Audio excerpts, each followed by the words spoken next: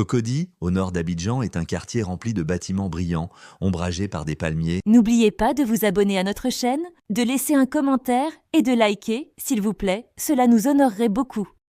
Et embellis par des lampadaires illuminant le ciel nocturne comme des étoiles. C'était le lieu de résidence des riches, des diplomates et des hommes d'affaires de haut niveau. Les villas de luxe étaient éclairées par la lumière du matin filtrant à travers les palmiers qui apportaient de l'ombre, pendant que les enfants, en uniforme, passaient devant les écoles privées, arrosant les fleurs. Des voitures européennes brillaient silencieusement sur le bord des trottoirs, tout semblait être à sa place. C'est dans ce cadre bien ordonné que Mohamed vivait avec sa femme Leila et leurs 2 enfants. Chaque matin, il déposait Youssouf à l'école dans son véhicule de luxe, tout en jouant dans le jardin avec Amina qu'il portait dans ses bras. Leila prenait son café du matin sur la véranda fleurie et les rires des enfants résonnaient à l'intérieur de la maison. La famille avait fait des petits déjeuners du dimanche une tradition. La table était toujours remplie de fruits frais, de pain chaud et de conversations abondantes. Youssouf ne quittait jamais le côté de son père, tandis qu'Amina s'endormait en s'accrochant au cou de sa mère. L'amour et la paix qui émanèrent de leur maison étaient l'une des rares choses entendues dans le quartier. Ils avaient une vie silencieuse, ordonnée et tissée d'affection. Un tableau qui semblait parfait, tant de l'intérieur que de l'extérieur. Mais ensuite, tout a changé. La mort de Mohamed a commencé ce jour-là, un matin où il est sorti de chez lui en riant. Ce matin-là, la gaieté de Leila, préparant le petit déjeuner dans la cuisine, se mêlait au chant des oiseaux venant du jardin. La petite Amina s'était accrochée aux jambes de son père en s'écriant joyeusement « Papa, s'il te plaît, reviens tôt, jouons dans le jardin ». Youssouf, quant à lui, n'avait pas encore fini son toast et racontait à son père la dernière histoire qu'il avait lue tout en prenant son sac à dos. Ils s'étaient tous dit au revoir en riant devant la porte. Mohamed avait délicatement embrassé le front de sa femme, levé Amina dans les airs pour l'amuser et caressé la tête de Youssouf. Tout était si approprié que le sourire de ce matin semblait s'être incrusté dans les murs de leur maison. Mais ni Leila, ni Amina, ni Youssouf ne savaient que cette séparation marquait le début d'une vie qui ne serait plus jamais la même. Ce matin-là, le temps était ensoleillé, la ville se réveillait à peine. Mohamed avait commencé sa journée avec le sourire. En entrant dans le bâtiment de l'entreprise, chacun à qui il saluait baissait la tête avec respect. Comme d'habitude, il prit son premier café puis s'installa devant son ordinateur. Il vérifiait des dossiers et passait en revue des listes d'expéditions. Travailler dans la section cargo n'était pas un travail facile. Chaque camion, chaque chargement, chaque document, tout était sous sa responsabilité. Il était discipliné. Chaque détail était examiné avec sérieux. Là où il se trouvait, il n'y avait pas de place pour la négligence. Juste à ce moment-là, il aperçut un mouvement du coin de l'œil. L'un de ses collègues de longue date, habituellement calme, regardait nerveusement autour de lui, se dirigeant vers l'arrière du camion avec un grand sac. Mohamed plissa les yeux. Il ralentit ses pas. Et il vit clairement que le sac était discrètement placé dans le camion. Son cœur se serra, et un malaise issu de ses années d'expérience l'envahissait. Le début de tout, c'était ce bref instant de doute. Mohamed appela l'homme. « Hé, que mets-tu là-dedans » L'homme s'arrêta un instant. Ses mains tremblaient légèrement et des gouttes de sueur perlèrent sur son front. « Je ne mets rien, monsieur Mohamed, » répondit-il d'une voix tremblante. Mohamed s'approcha et répéta d'un ton plus ferme. « Ouvre cette porte, qu'est-ce que tu caches ?» Les yeux de l'homme croisèrent brièvement ceux de Mohamed et puis il détournait rapidement le regard. Ses lèvres tremblaient et ses genoux semblaient faiblir. Il fit un pas en arrière, puis se retourna soudainement pour s'enfuir dans une panique désordonnée. Le haillon du camion restait à moitié ouvert derrière lui. L'incertitude qui se cachait à l'intérieur pesait sur Mohamed comme une ombre noire. Mohamed commença à suspecter quelque chose. Il appela immédiatement les directeurs de l'entreprise. Il rapporta la situation. Ils demandèrent d'arrêter l'expédition et de ne pas toucher au véhicule. Il appliqua la procédure. Il ne toucha à rien. Avec sa tasse de café à la main, il se mit près de la fenêtre et observa la sécurité qui montait la garde près du camion. Au fil des heures, son angoisse grandissait, mais il respectait son devoir et ne toucha à rien. Jusqu'à la fin de la journée de travail, il n'avait rien d'autre à faire que d'attendre. Il compléta ses documents, rangea son bureau, il se retourna une dernière fois vers son bureau, tout était à sa place. Mais quelque chose à l'intérieur semblait avoir bougé. Le soir venu, comme d'habitude, il desserra sa cravate et prit son sac sur son épaule. Dans l'ascenseur, son malaise restait silencieux. En sortant du bâtiment, il inclina la tête pour saluer la sécurité. Il monta dans sa voiture, la radio jouait et la circulation de la ville était lente et laborieuse. Ses yeux étaient sur la route, mais son esprit était à la maison. Ce jour-là, il prit le chemin du retour chez sa famille comme d'habitude. Mais cette fois-ci, il n'y parvint pas. Dans les rues scintillantes de Cocody, le soleil du soir se reflétait sur les vitres des immeubles en fin de journée. Muhammad gara sa voiture et ferma la portière, puis il se mit à marcher avec son sac vers le trottoir d'en face. Il faisait chaud, mais son cœur était léger. Sa famille l'attendait à la maison. Dans chaque pas, il imaginait l'enthousiasme de Youssouf, le sourire d'Amina, le regard de Leïla. À cet instant, un véhicule aux vitres teintées accéléra soudainement. Pas un klaxon, pas d'avertissement. Tout à coup, il n'y avait que des cris et le bruit du vent. Le véhicule percutait Mohamed sans freiner. La force de l'impact le projeta dans les airs, puis il s'effondra au sol avec fracas. Le temps s'arrêta. Dans la rue, un homme, les yeux ouverts et le chemisier blanc teinté de rouge, gisait, regardant le ciel, comme s'il tentait encore d'atteindre sa maison. À ce moment, un père se tut, un époux se tut, un espoir s'éteignit dans la rue. Et dans les rues scintillantes de Cocody, il ne restait qu'un sac et une vie sans réponse. À cet instant, les vérités se turent. Le ciel sembla s'abattre sur Mohamed. Ses yeux restèrent ouverts, mais il ne regardait plus rien. Un léger tremblement de ses lèvres rappelait le bonbon qu'il avait oublié de prendre pour Youssouf avant de rentrer. Son sac tomba sur le côté, et un stylo tomba et roula jusqu'au bord du trottoir. Comme ce stylo, la vie de Mohamed s'arrêta là. Sans que les gens ne comprennent ce qui s'était passé, une vie avait été arrachée. Les gens commencèrent à se rassembler autour de lui, certains tenant leur téléphone, mais personne n'avait de courage dans son cœur. Et seule une série de questions sans réponse demeura, ainsi qu'un destin à affronter l'obscurité pour une famille. L'entreprise a tenté de faire passer la mort de Mohamed pour un simple accident. Une seule déclaration a été faite aux médias, un événement malheureux. Mais derrière les coulisses, une toute autre réalité se déroulait. Le processus d'indemnisation a été plongé dans l'incertitude. Des dossiers ont été verrouillés sous des documents ambigus. Tous les comptes bancaires ont été gelés et une hypothèque a été placée sur la maison. Les tribunaux ont prolongé le processus sous prétexte d'une première audition. Il n'y avait ni résultat ni justice. Tous les biens de la famille ont été saisis. Les institutions officielles ont sombré dans le silence, comme si Mohamed n'avait jamais existé. Il ne restait qu'une affaire étouffée et une famille vulnérable. Leïla, l'épouse de Mohamed, fut expulsée de chez elle un matin froid et silencieux avec ses 2 enfants. La porte se ferma brusquement derrière elle sans un au revoir ni un mot de consolation. Pourtant, Leïla était déjà orpheline. Elle avait passé son enfance dans des orphelinats aux murs gris, entre des regards indifférents. Le seul lien auquel elle s'accrochait dans la vie était l'homme qui l'avait accueillie pour la première fois avec amour, Mohamed.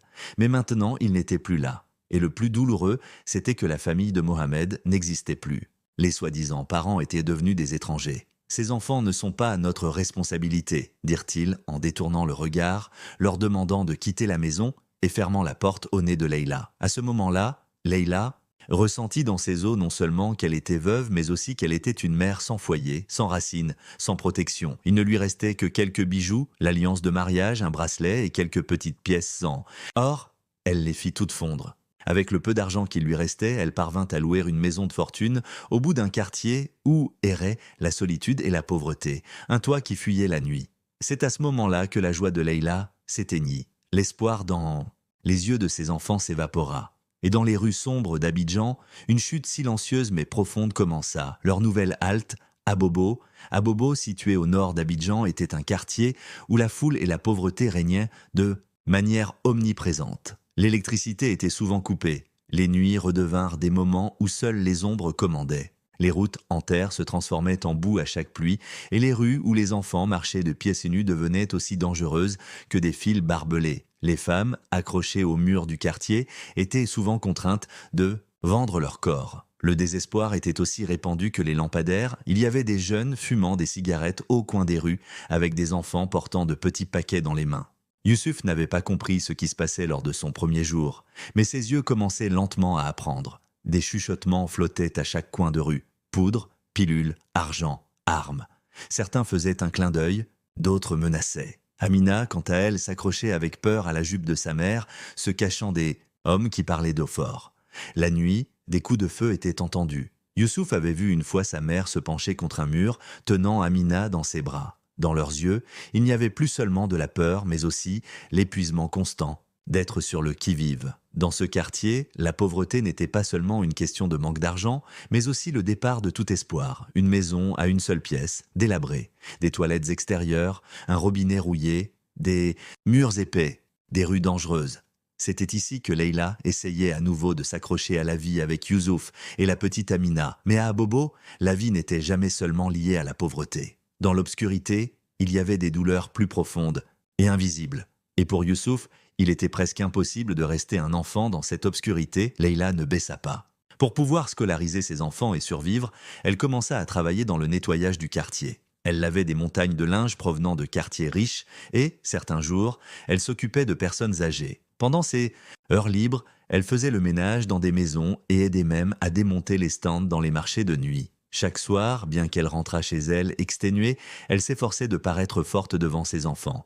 Youssouf, quand il commença sa nouvelle école, fut rapidement remarqué. Sa façon de s'habiller était différente, sa façon de parler plus soignée. Ses yeux gardaient encore l'éclat de Cocody. Pour cette raison, certains enfants le regardaient avec moquerie, tandis que d'autres approchaient avec des intentions variées. Parmi eux se trouvaient 2 garçons nommés Gora et Sekou qui commencèrent à tourner autour de lui. Ils parlèrent d'abord amicalement, sortant ensemble de l'école. Ils lui firent de petits cadeaux, le faisant rire. Mais derrière chaque sourire se cachait un autre dessein. Car la différence de Youssouf, à leurs yeux, représentait un potentiel. Bien qu'il ne s'en rendît pas encore compte, il commençait lentement à être entraîné vers le bord de ce monde obscur. Un jour, alors que Leïla revenait d'un nettoyage tard dans la nuit, elle fut attaquée dans une sombre ruelle. Elle cria, mais personne ne l'entendit. Elle se débattit, mais sa force l'abandonna. Elle fut violée. Le lendemain matin, avec les yeux embués et des vêtements déchirés, elle se rendit au commissariat, mais à la place du soutien espéré, elle reçut du scepticisme. Un des policiers lui demanda avec ironie « Que faisais-tu dans la rue à cette heure-ci » Un autre éclata de rire. « Les femmes de ce quartier sont toutes pareilles. » Ensuite, elle joue que les victimes. Leïla fut contrainte au silence. En sortant de là, elle ressentit une fois de plus sa solitude. Ce soir-là, en rentrant chez elle, Youssouf regarda sa mère dans les yeux. Il ne demanda pas ce qui s'était passé, mais il comprit. Il vit la brisure dans son regard. Sa mère avait maintenant du mal à se lever le matin, n'avait plus la force de cuisiner et se retirait silencieusement dans un coin de la maison. Elle s'étiolait de jour en jour. Youssouf, quant à lui, commença à s'approcher lentement de Gora et Sekou, dont il s'était initialement tenu à distance.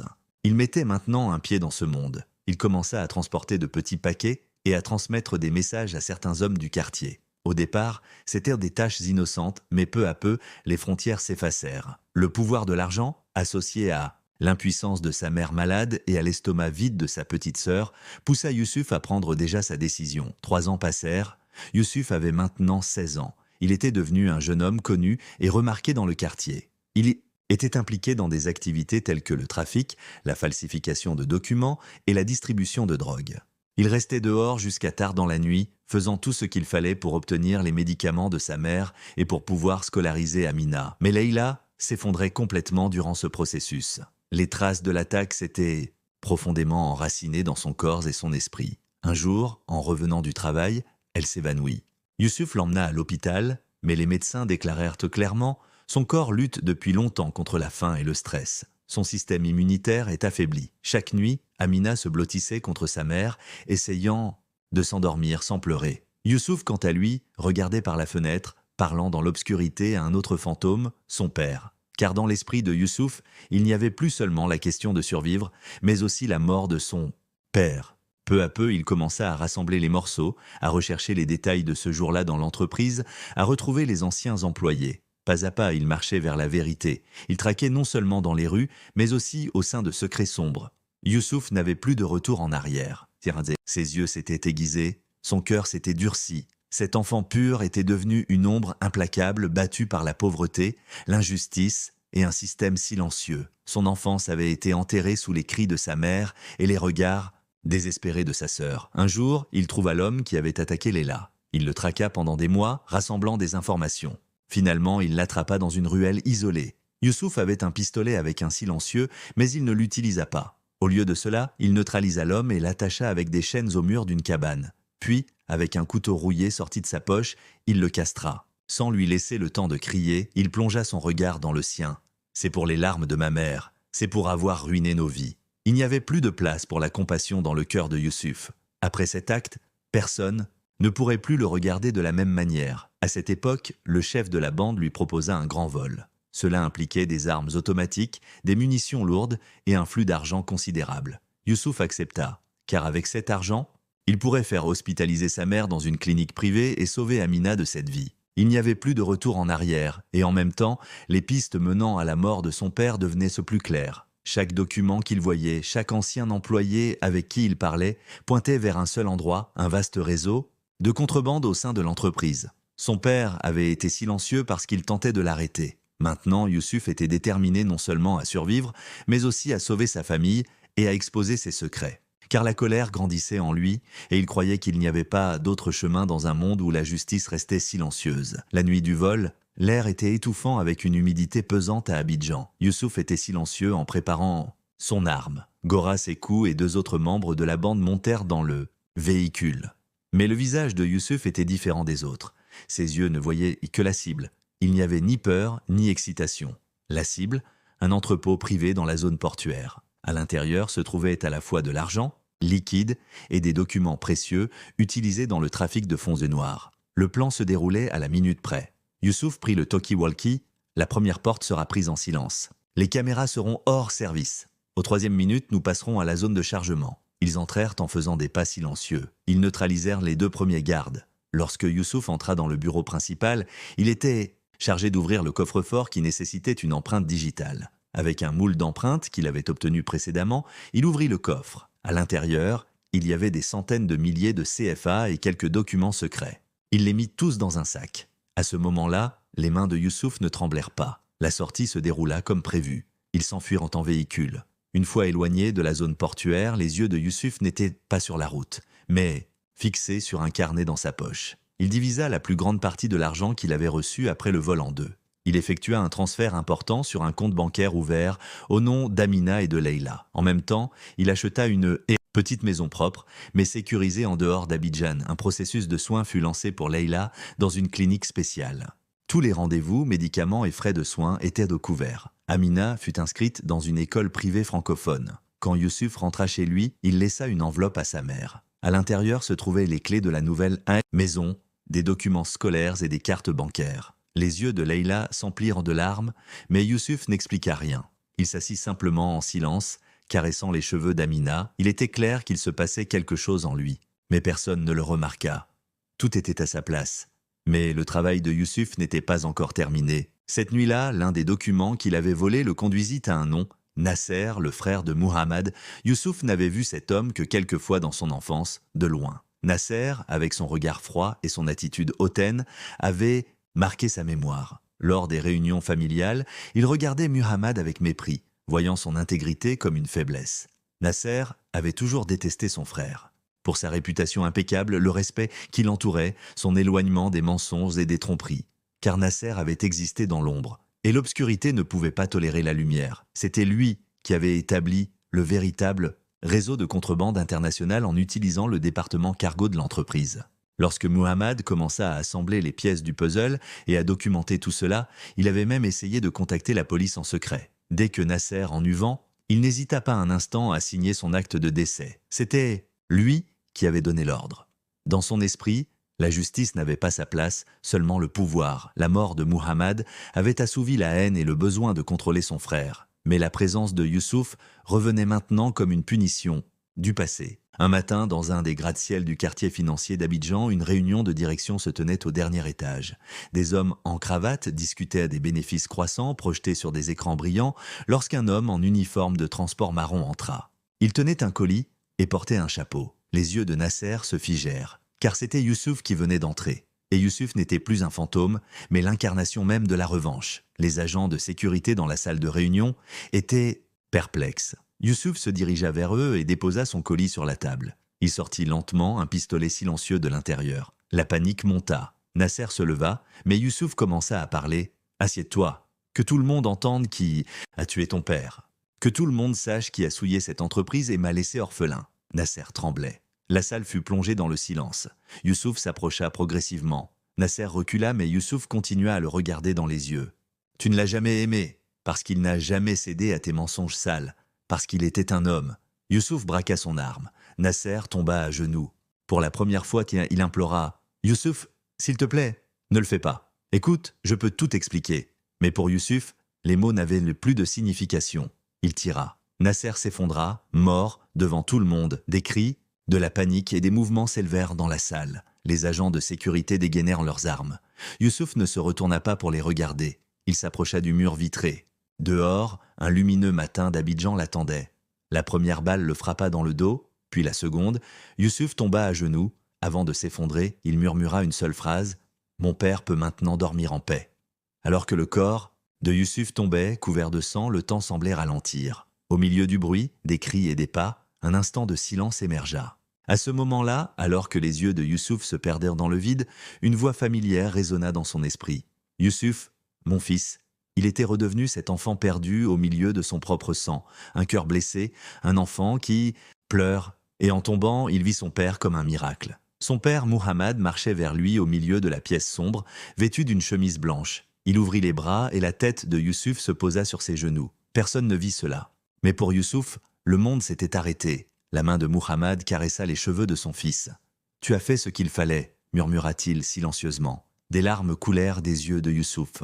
Ses lèvres bougèrent, mais aucun son n'en sortit. Des années plus tard, N'oubliez pas de vous abonner à notre chaîne, de laisser un commentaire et de liker, s'il vous plaît, cela nous honorerait beaucoup.